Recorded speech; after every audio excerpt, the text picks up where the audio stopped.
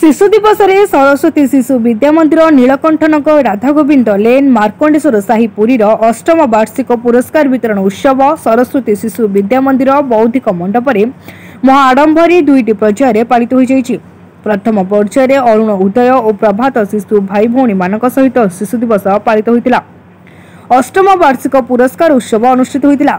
मुख्य अतिथि रूपे समाजसेवी श्रीजुक्त गिरीश चंद्र नायक, सम्मानित अतिथि रूपे ज्योतिर्मयी प्रधान, मुख्य वक्ता रूपे डॉक्टर सुनील चक्रवर्ती और सभार अध्यक्ष समाजसेवी भक्तिचरण दास समस्त को स्वागत करथिले। विद्यालय प्रधान आचार्य श्रीजुक्त विजय कुमार साहू परिचय प्रदान करथिले।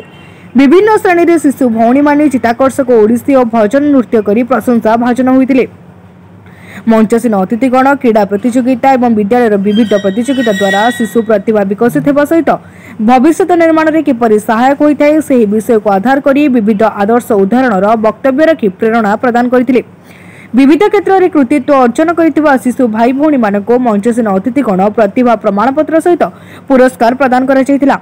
ଏହି ଉତ୍ସବରେ ପରିଚାଳନା ସମିତିର ଉପଦେଷ୍ଟା ସମେତ ସମସ୍ତ ଅଧିକାରୀ ସଦସ୍ୟ ଓ ସଦସ୍ୟା ଓ ଅତିଥି ଉପସ୍ଥିତ ରହି କାର୍ଯ୍ୟକ୍ରମକୁ ଦିଗ୍ଦର୍ଶନ ଦେଇ ସଫଳ କରିଥିଲେ। ଶିଶୁ ବିଦ୍ୟା ମନ୍ଦିରର ଆଚାର୍ଯ୍ୟ ଓ ଆଚାର୍ଯ୍ୟା ସମସ୍ତ ସହଯୋଗୀ କରିଥିଲେ। ସଭା ଶେଷରେ ଆଚାର୍ଯ୍ୟ ଶ୍ରୀମତୀ ଲକ୍ଷ୍ମୀପ୍ରିୟା ତ୍ରିପାଠୀ ଧାରଣ କରିଥିଲେ। आज एक्चुअली आमर वार्षिक क्रीड़ा उत्सवर पुरस्कार वितरण उत्सव थिला। आज आमर मुख्य अतिथि समाजसेवी गिरीश चंद्र नायक थिले एवं पूर्वतन मधु आमर सरस्वती शिशु मंदिर सभापति सुनील चक्रवर्ती महोदय अच्छा अन्य कर्मकर्ता अच्छा जो पाने ये आज आम क्रीड़ा प्रतियोगिता भाग नहीं से आज पुरस्कार वितरण कर आपण मैंने जानते सरस्वती शिशु विद्या मंदिर प्रत्येक पिला जड़े जड़े डिसिप्लिन पिला और निजर आम प्रत्येक वर्ष चलित वर्ष क्रीड़ा प्रतियोगिता कराइला। आज विभिन्न इवेंट होता विभिन्न इवेंट्रे आज पिलामान पुरस्कार वितरण कराउछे एवं पिलामानकर मध्य विभिन्न कार्यक्रम आप देखिपुंट पिलामान डिबेट प्रतियोगिता एवं नृत्य प्रतियोगिता एवं विभिन्न प्रतियोगिता कर आम माने समस्ते पिलामाने बहुत आनंदित अच्छा। यही शिशु मंदिरटी जो 7-8 वर्ष है परिचालित चली यार सर्वांगीण उन्नति विशेषकर परिचालन समिति आचार्य आचार्या अभिभावक अभिभावक मानकर प्रयास एवं अवदान स्मरणीय अटे।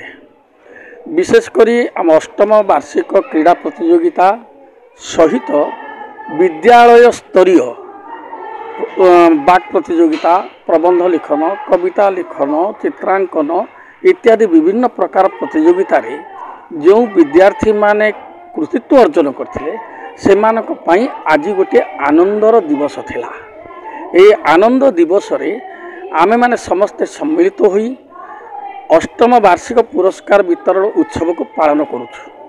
एही उत्सव रे कृति विद्यार्थी मानकु समस्त को प्रथम द्वितीय तृतीय कृति विद्यार्थी मानकु अभिभावक मानक उपस्थित रे एवं सांबादिक भाई मानकर प्रयास रे एहा एते सरस सुंदर होईची जहा को मु वर्णना करबा